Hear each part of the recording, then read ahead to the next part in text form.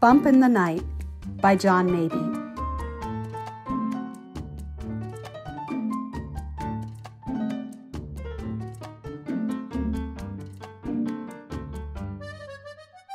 The characters are Sam and Beck, and a voice. Setting is the living room of a home. Sam and Beck are in the living room. There it is again. I didn't hear anything. It sounded like a whoosh crack. Beck, it's probably just the wind outside. True, the wind would give a whoosh, but not a crack. What about the crack? So maybe there's also a tree scraping the window in the wind. Whoosh plus crack. Someone's upstairs, Sam. I just know it. What goes bump in the night is usually a boar, not a beast. It's rarely the worst case scenario. Like when someone sees a mole on their back and automatically thinks it's diseased, but in reality, it's fine because all moles are just ugly. Why would you say that? You know I'm self-conscious about my moles. I'm just saying, don't make leaps of logic. Like hearing the wind outside doesn't automatically equate to burglars in the house. But we are burglars in the house. You're missing the point. Look, the people who live here are a young couple, one car, no kids, no pets, and I saw them leave in their Mercedes over an hour ago with suitcases. I've done my research. I love you, Beck, but if you can't deal with the pressures of this work anymore, maybe I'm better off doing it alone. Now wait, no one's leaving anyone. I know we've not been as romantic lately as we used to be, but... I'm not divorcing you. I just mean maybe we shouldn't work together anymore. That's as good as a divorce when you think about it. I mean, stealing is what brought us together. It's our thing. Your heart just isn't in this anymore. Look, I'm just thinking of the bigger picture here because that's what I'm good at, being prepared for the worst. Like, what if someone's upstairs because they're house sitting? And they can stay up there. The safe's down here. The cops anyway. Could literally be on their way right now. All right, fine. I'm done arguing. I'll simply go upstairs and check it out. No. They might be dangerous. We're dangerous. Yes, but in a much more lighthearted way. Let's compromise. Maybe we just take one thing from down here right now and run, like a grab and go. We stopped doing grab and goes when we stopped doing smash and grabs. We're not kids anymore, Beck. I miss those days. Yeah, me too. When we could only be tried as juveniles. No, I mean, I miss it. You and me. Always an adventure just being with you. I never even wanted to steal the stuff. Just doing something with you is all I ever cared about. You love stealing. No, I love you. But the robberies, I just kept going because I just didn't want to lose you. But now, after all these years, it's like I'm always panicked and hearing noises that aren't there, and my stomach is always upset. And I swear, I'm growing moles in places I never did before, but I'll keep doing it as long as we're together. No one makes it through this life alone. I thought you didn't see me like that anymore. I've seen you your entire life, Sam. Oh, Beck. They're about to embrace when interrupted by the sound of a siren outside. Oh, run out the back. I'll stay and tell the cops I was alone. No, I'm not leaving you here. Whatever happens next, we go together. A voice from upstairs calls out. Run, you fools! You beautiful fools! Hello? I knew it!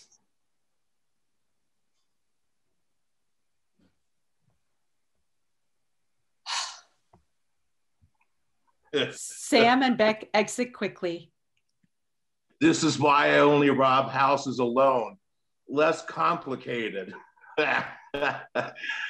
All alone.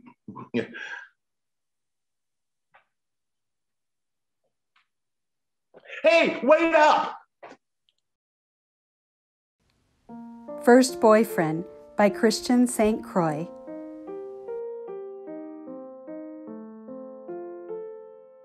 The characters are Aaron and Brian, both 16. Setting, Aaron broadcasts from near a bush in the home's backyard, and Brian broadcasts while sitting on his bed in his bedroom. Both use their smartphones. Oh my God. Oh my God. I can't believe she did that. Are you all right? Is she still yelling? I'm so sorry. I tried to call first. Well, that was my mom. She seems sweet. And so do dolphins. I don't think I've ever run so fast. You were like the Flash. It was like Quicksilver. Oh, Flash of Quicksilver. Sorry I couldn't stop her before she... No, I'm sorry. By the time I heard the yelling and came downstairs, you were hightailing it off the porch. I tried to call first. I was in the shower. My cat had an accident. I cleaned it up, but it got all over my hands and clothes. Poor baby. Poor baby me or poor baby the cat? Poor baby both. She's 14. My cat Sammy. She's been having a lot of accidents. We took her to the vet and they prescribed medication, but she's 14. Wait, so you've had Sammy since you were 2? Since I was 6, we adopted her. Oh. I didn't see her from the door. She's learned to hide when my mom gets started. You told me how your mom didn't approve of... I just didn't think she'd put us together. I thought she'd think I was like just a friend, you know. She knows who you are. Well, your name at least. But you told her about us? Well, even though she's against... Are you kidding? I'm already designing our Christmas cards. I had to tell her. You're my first boyfriend. First? So you're planning on more? Well, Sean from first period has been looking yummy lately. Yeah, good luck braiding the unibrow. Oh. I didn't just stop by to see you. Before your mom threw me off the porch. Oh, you didn't? Look, I know you have a thing against mushy stuff, flowers and candies and stuff. Oh, have I said that? Several times. Twice at lunch on Friday and then again at practice and after school. Put up all the Valentine's decorations, but I don't know. We just got together and I guess I just want to be like that kind of first boyfriend. Like the ones we see in movies, and it's Valentine's Day, so I brought you a gift. Aaron. But your mom scared me away before I could give it to you. Aaron suddenly ducks behind a bush. What was that? You hiding from the law? Something like that. Where are you right now? I circled back after your mom threw me off the porch. I'm in your backyard, below your bedroom window. What? No, don't. Your mom's in the kitchen. I can hear her through the kitchen window, but she can't see me. What's she doing? She's drinking wine. Oh, God. Red or white? Red. Oh, great. I don't think I've ever seen anyone drink wine from the bottle like that. Oh, she's really going to town. It's going to be a fun night. Okay, I think she's moved to the living room. We've got to do this now. Aaron steps out and he throws the gift up and Brian catches it. Can I open it? You have to open it. Oh my God. These are from that store in the mall. One next to the movie theater? We just gone in to look around until the movie started, but you said you liked them, so. I feel bad now. I didn't get anything for you. Yes, you did. Are you kidding? You gave me my first boyfriend. Oh. She back? Oh, yeah. What's she doing now? She's crying. Oh, man. She just grabbed the wine glass. That's promising. She's gone again. Are you gonna be... I'll talk to her tomorrow morning. I can't when she's like this. Maybe I shouldn't have... Hey, you faced a dragon just to do something nice for me. And I love my socks. Let me worry about my mom. You just keep on being adorable. Yes, Captain. Coast clear enough for you to sneak back out? Looks like it. Happy Valentine's Day, Aaron. Happy Valentine's Day. Unromantic Bouquet by Rex McGregor. Characters are Luke, a young man, and Briar, a young woman, a florist. Setting is a street, time, the present. Hello, paying customer here. I can't come any closer, allergies. I understand. Hey, keep back. Are those flowers? Leaves. Pollen free? Have a sniff. I'll take your word for it. Relax. Lots of people suffer from hay fever. I can whip a mask on faster than you can sneeze. I don't spray saliva. My reaction starts with a tingly scalp, then one ear turns red, then the other, then my heart starts pounding. Let's avoid that. You needn't touch the bouquet. I'll deliver it to your loved one for you. Loved one, that makes an assumption. A reasonable one, surely? Jillian and I have just started dating. You are after a Valentine's Day gift, aren't you? Only because it's expected. I hope your note will be a bit more romantic. Oh, don't tell me I have to write something too. Being anonymous is an option. Oh, no way. Since I'm going to all this trouble, I deserve the credit. Oh, so you'll be wanting to spend up big. Which blooms take your fancy? None. I find the custom barbaric. Dismembering plants and embalming the amputated reproductive organs in water till they wither and die. We'll try orchids in a pot. They last for ages. In prolonged captivity. Man, you really hate flowers, huh? They have their place in the wild where they can live free. Away from your nostrils.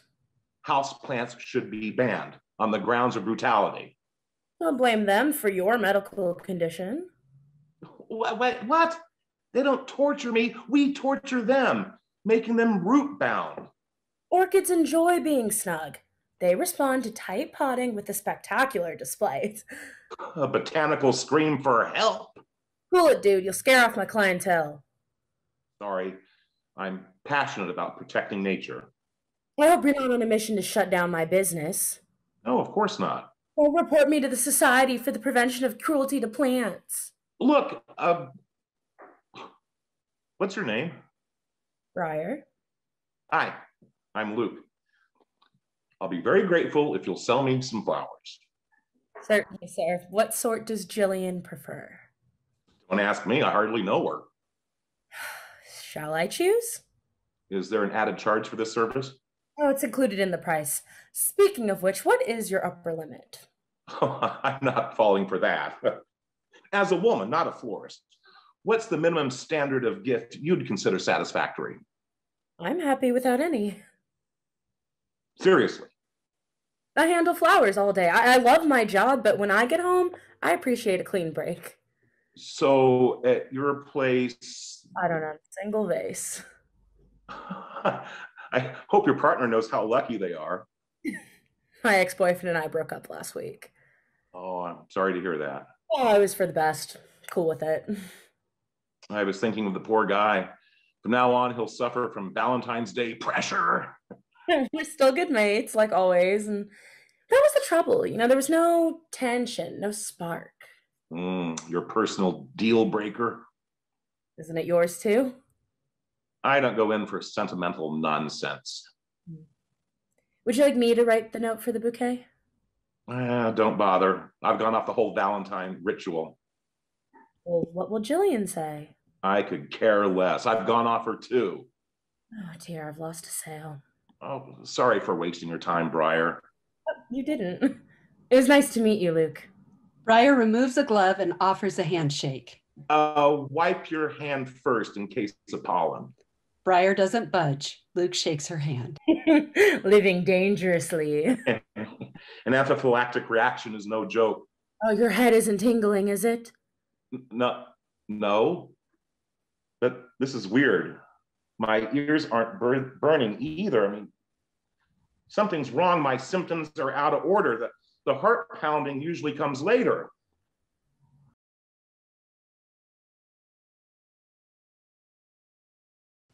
Personal Best by Rachel Carnes.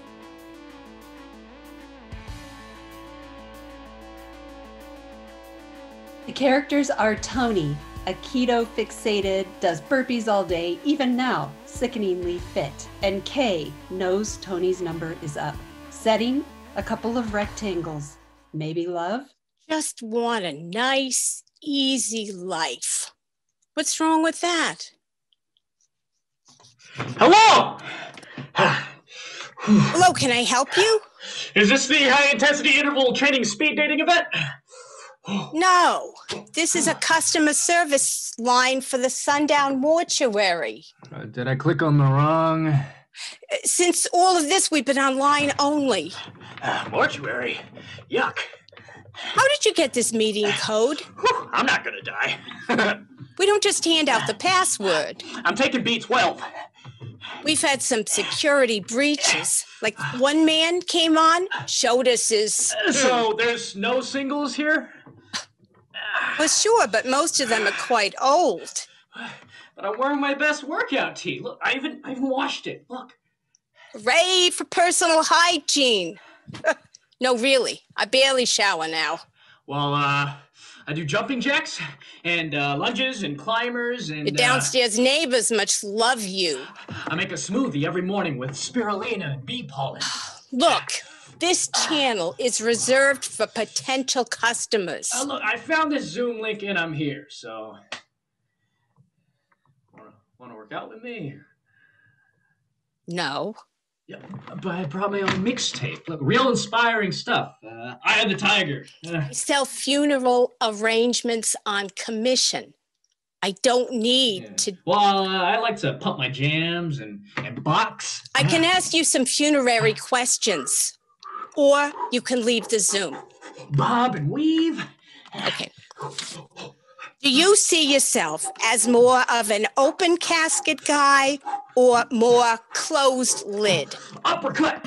On a scale of 1 to 10, how much do you want us to touch this up? Jab, kick, body blow. Wait, what? Your face, your hands, how much makeup? I spray tan already. Lid open or closed, it's up to you. It is? I mean, if you choose now. Choose now? In this consult, yeah. Well, what happens then? Then I make a note, and then when the time comes, it's open or shut. You do that for me? I do that for everybody, but... I've never had anybody ask me about the afterlife before. We all have one. At least, I think we do. Do they have vitamins there? I was folding sweaters at the Top Shop when I got this gig. Well, will there be leg press machines in the next plane of existence? Are you okay? I'm scared? Sure. I get it. Everyone gets here eventually. Gets where? Confronting one's own mortality. I have a strict health regimen that helps me. It's my job to listen. You can be sad. Really miss the gym. I hear you. I miss the elliptical machine, the leg press, and... Yes? I miss other human beings. I'm a human being. Hi. Massacre by Tom Stewart. Characters: Frank Gusenberg, 35, contract killer. Pete Gusenberg, 40, contract killer and Frank's brother. Sergeant Thomas J. Loftus, 59, police, 36th district. Setting is 2122 North Clark Street, Lincoln Park, Chicago, Illinois, USA. February 14th, 1929, late morning. We are inside the building, which is a garage. 7 men and 1 dog with multiple gunshot wounds are lying on the floor. 2 of the men are still alive, and so is the dog.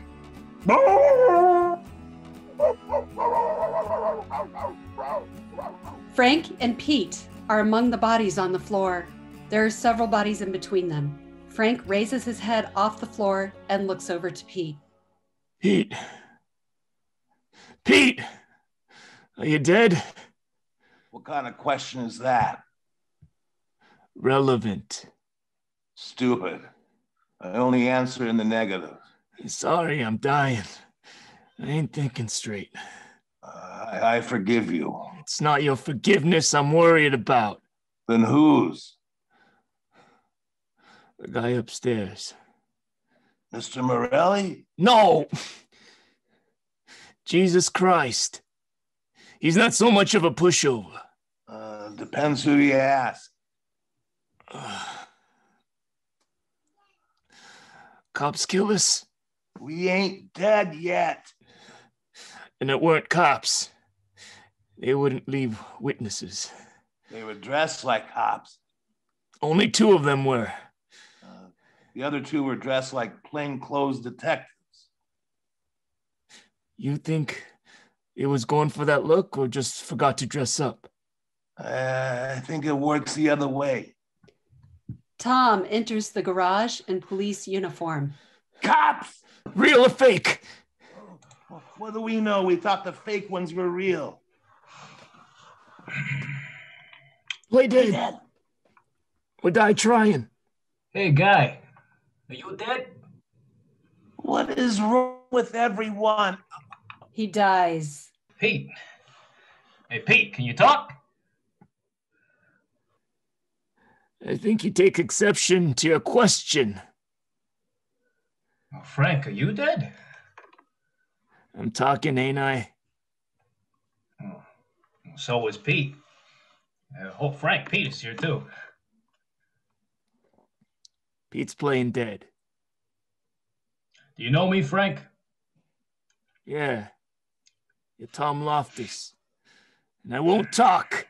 And what happened? I won't talk. Who did it? Cops did it. For God's sakes, get me to a hospital. Who shot you? Same guy shot Pete. Well, who shot Pete? Why don't you ask him? Pete, your brother's dead. Sirens. Ambulance is here. Give me your name. Highball. I can't. That's illegal. Happy Vaccination Day by Stephanie Buckley. Characters: Audrey and Jean, Audrey's mother. Setting: a teleconference in the present. I know I'm late. I'm sorry, sweetie. Okay, Mom. Happy Valentine's Day. Happy Valentine's Day, Audrey. I love you. I love you too. So, let me tell you why I was late. I got the vaccine. That's awesome, Mom. Remember how I told you that they had a vaccination center at my ShopRite? Well, whenever your father goes shopping, he always goes... Having the groceries delivered. We were, but you know your father. He needs to get out of the house. Mom, I really wish that you two wouldn't go out. He always wears a mask and stays at least 6 feet from people. Okay, but... Can I please just finish my story? So, whenever your father went to ShopRite, he would walk over to the vaccination area and chat with a girl who works there. Well, she's not a girl. She's a woman. But everyone under 60 is a girl to me. So your father becomes friendly with this woman and asks her a lot of questions about how much vaccine they have, how to sign up and stuff like that. So anyway, it turns out these vaccines come in these containers with a certain amount of doses. your father happens to be at ShopRite when two people do not show up for their appointments. And they have to give the vaccine to people before it goes bad. So this girl, this woman, tells your father to call me. I rush over to ShopRite and we both get vaccinated. That's good, Mom, but you know that until a few weeks after your second dose, you still have to take all the same precautions, right? Yes, Audrey, I know that. Just making sure. I know. Now, back to this woman. Which woman? The woman from ShopRite. Oh, the one who gave you the vaccine. No, the woman who got us in for the vaccine. A boy gave us the vaccine. Well, a young man. Okay, so what about the woman? She's a lesbian. I thought she would be excited. That your local ShopRite employs lesbians? No, of course ShopRite employs lesbians. I was just thinking about you, your personal life. Oh, you think I should date this woman? Yes. Because we are both lesbians. Yes. No. Oh. Yes, she is a lesbian, and yes, she is the only other lesbian I know besides you. But that's not why I think you two would be a good match. Oh, really? Okay, well, please tell me all of the qualities that this woman possesses that would make us a good match. Well, she's very nice. And, honey, remind me what you were saying about that girl from ShopRite. I think your father went to the mailbox. But your father said she is really nice and she's about your age. Oh, so she's a really nice age-appropriate lesbian. Oh, it makes us a great match. Well, yes. Mom, before Kevin got married, did you call him every time you met a really nice straight woman who was about his age? No, I didn't. But your brother wasn't living alone when he was in his 40s. I'm sorry, sweetie, but don't you want to share your life with someone? I do, but I don't need to be fixed up with a random lesbian you met at ShopRite. Really? Because I don't recall being introduced to any of your girlfriends lately. Okay, well, it's not really easy to meet people during the panorama, like... Even before the pandemic. Face it, Audrey, you could use some help in the love department. You can laugh at me, but I don't see the harm in giving this woman a call. You got her number? Yes. What did you say to her? Oh, I'm a lesbian daughter about your age. Can I have your number? No. What did you say? Well, she had told your father that she does some pet sitting for extra money. So I asked for her number to watch our dog.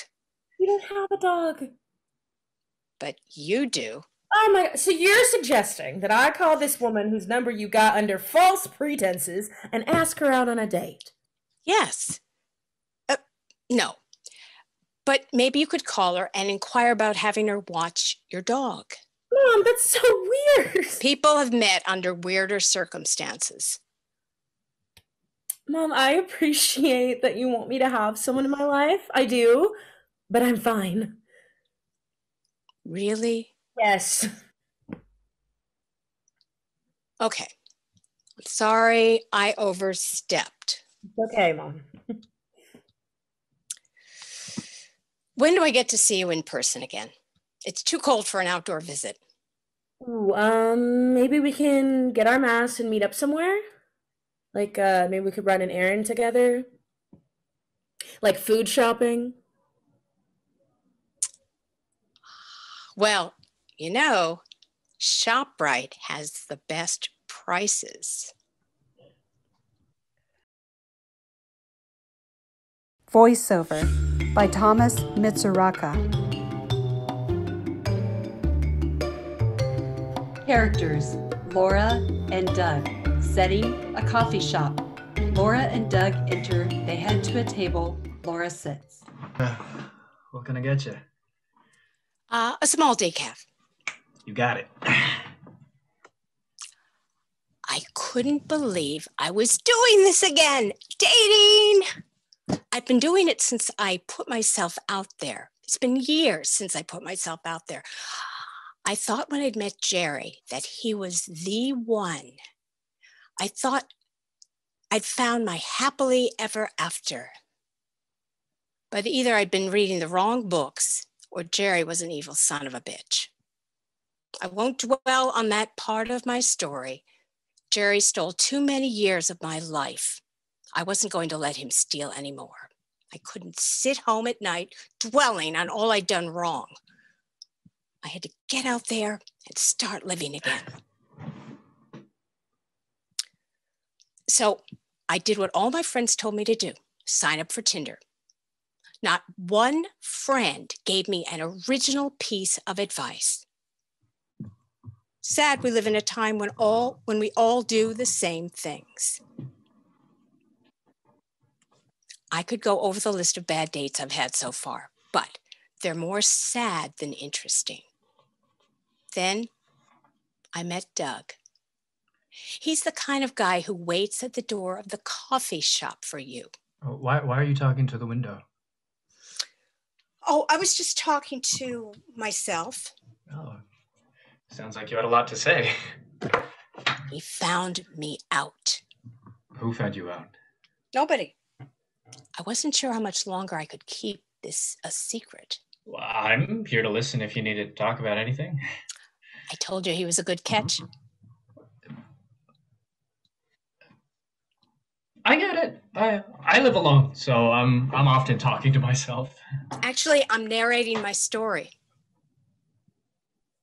Okay. Most of the time, I'm able to suppress the urge in public, but new stimulation and being left alone brought it to the surface. He thinks I'm crazy. Well, I don't. He did. Wait. Okay, you aren't an omniscient narrator. You can't know what's going on in my head. He had a point. So, let me stress, I don't think you're crazy. This is a bit of an unusual quirk. So, give me a moment to process it. Okay. This might work out after all. Why are you compelled to speak to an invisible audience who are apparently always there? Guess it's my way to process what's happening to me. Speaking about it out loud makes it real. He wasn't buying this. I am. Maybe we should all talk about our issues with an audience. You should. Oh, not me. Why not? I wouldn't know what to say. Just tell them what's on your mind. Okay. She said she wanted a decaffeinated coffee, so I went to the counter and ordered one. How was that? A little on the nose. What, sugar?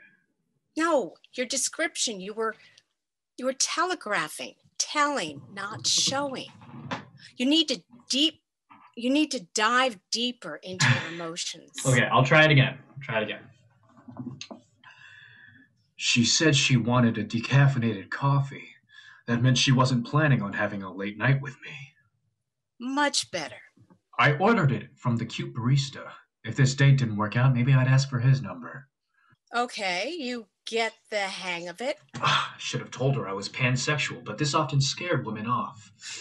We should move on to another topic. Most don't understand that I'm attracted to everybody, man, woman, trans, bi, and have no preference to race, body size, or even hairstyle.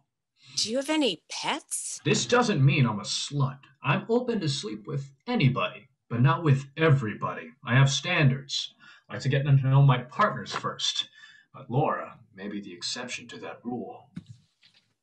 I couldn't believe he hijacked my narration. There was something about her. You guys aren't going to listen to him, are you? You guys can sense it, can't you? I don't believe this. No matter what happens, I knew today would change my life. That's why I hate dating. Worst Day Ever by Michelle Justo.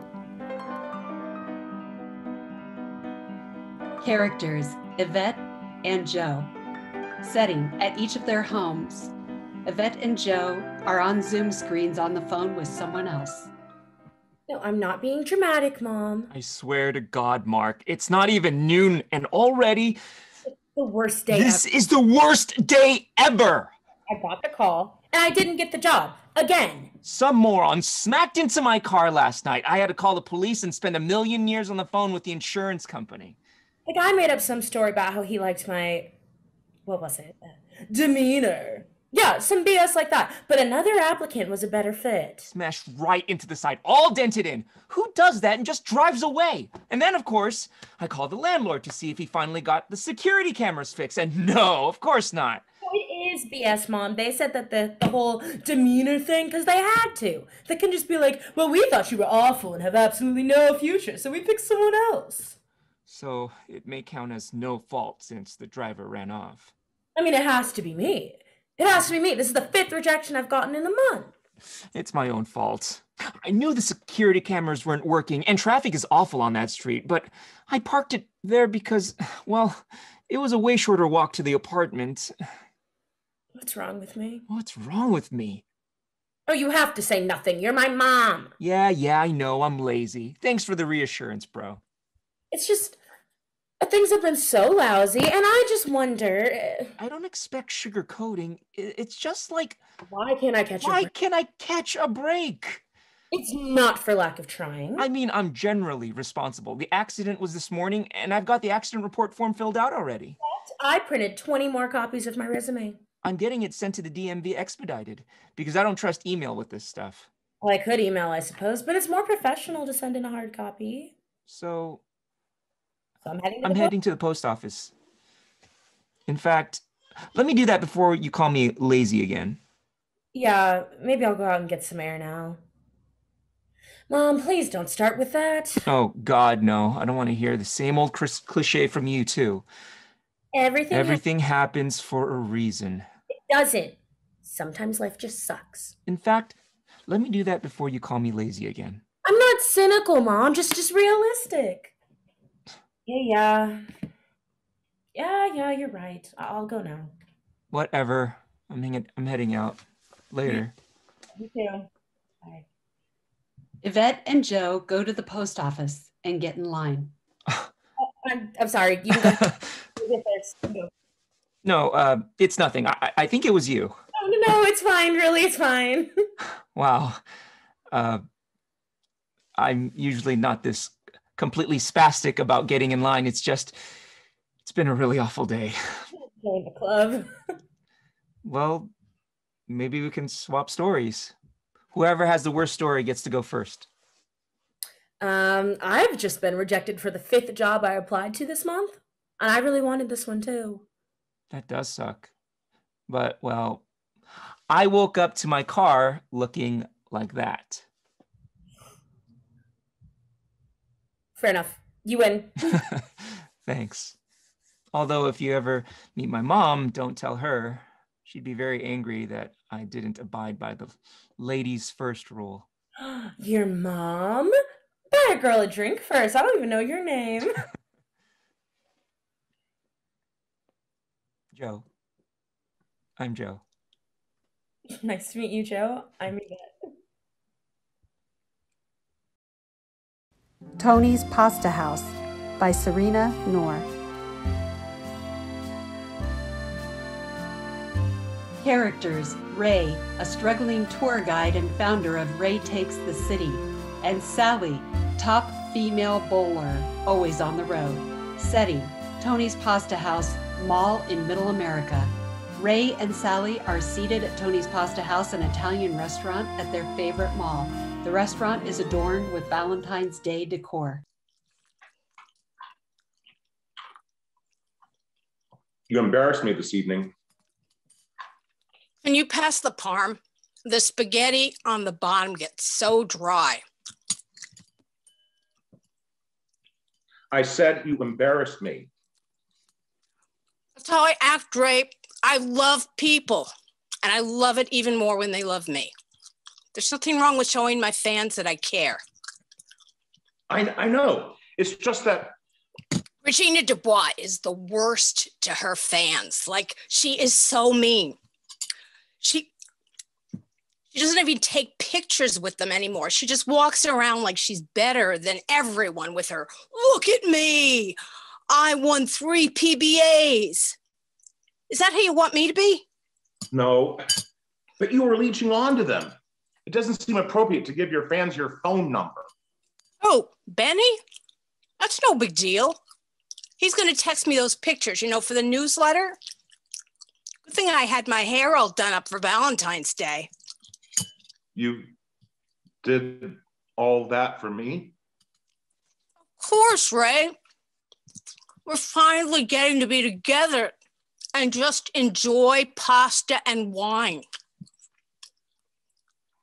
This is special. It's just, it seems like they were giving you life or something, like you become alive when they recognize you. They are my adoring fans. They do give me life. A few autographs never got you this rattled before. Now, come on, eat up. It's not every day we get to enjoy the finest pasta from Tony's. Shit, this bread is so good, man. The thing is, I heard you tell one of them that you love being on the road more than anything. Because I do. More than being with me? Oh, geez. You're really getting sensitive in your old age. What we have is different.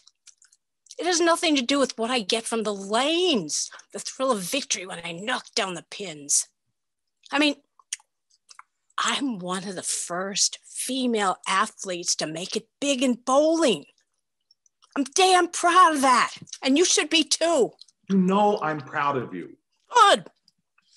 Then can we just enjoy this damn romantic Valentine's Day dinner in peace? I'm going to sell Ray's Travel. What the hell are you talking about? I'm not a good travel agent, or maybe I never was. And I guess I'm so tired of planning other people's trips. I have to have one of my own. I want to see the places I talk about, We don't have money for that. I'm barely getting by on what I make from the league. You don't have to worry about that. This is the answer to everything. What the hell is that? It's a rain stick. I've been practicing all month. When you were away, I realized I've been missing out on my life, on things that really make me happy, like music. That thing is not music. Yes, it is. Don't you hear it? The swish of the beads, the calming vibrations. Be one with the stick. Is this about my fans? Because I can cool it with them if it's making you this upset. This has nothing to do with you. It's about me and doing what I'm supposed to be doing. I tingle every time I hear that noise. Are you insane? You can't make money by swishing sticks around. I always knew you would be the first. First? To have a midlife crisis. Rebecca warned me about this, that you always seemed too fragile to handle my success. Who the hell is Rebecca? Rebecca is Rebecca, the head of my fan club. You talk about us with your fans? That's deranged. She's not just a fan, she's the head. She does everything for me. Well, maybe one day I'll have people around me that can do everything for me. That's true, huh? For people to love you? A stick isn't going to do that for you. It's a rain stick. What? It's called a rain stick, and it's sacred and beautiful, and it's me. All of me is right here. You're not giving up your business for a stick. A rain stick. Sit down. Listen to the power of the rain stick. It will free you from wanting people. It'll free you from sadness. You're making a fool of yourself. Sit down. No, you make a fool of yourself. Every time a fan comes in, drool at them, wanting them to love you badly. It's pathetic.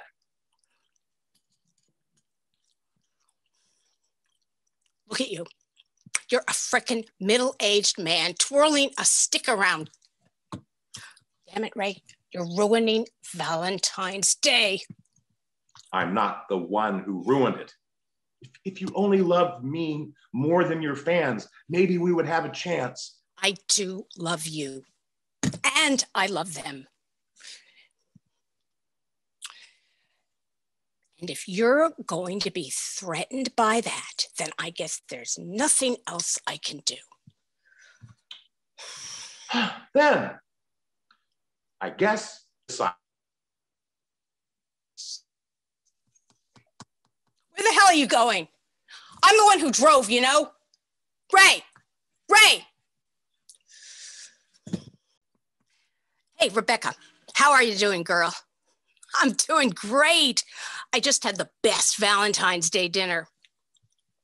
When you come visit, I'll have to take you to Tony's. They have the best pasta and wine. Can't forget about the wine.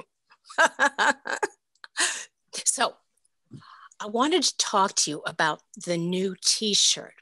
Are we thinking white or black background?